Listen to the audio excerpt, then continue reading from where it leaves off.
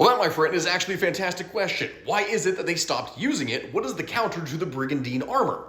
This is going to sound so incredibly stupid when I say it, but the answer is guns. The thing about brigandines is that because they were made of a series of plates that were underneath the coat, it meant that the armor was significantly more flexible and was able to resist blows quite effectively.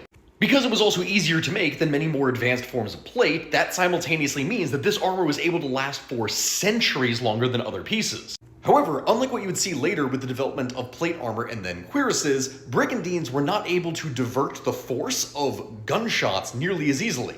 Instead of being composed of a series of smaller plates, cuirasses and other armor that were large singular pieces that were angled in a way that could divert force away from them ended up proving to be significantly more effective against hot lead being slugged downrange. Technically speaking, hand cannons had been around in the late 14th century going into the early 15th century, but because guns didn't become significantly more common until much later, brigandines remained effective for several hundred years until these became the standard. But hey, if you want to see people actually fighting in said armor, you should join us in New Albany, Indiana tonight, April 5th at 6 p.m. because the Metal AF fighting event is going on there.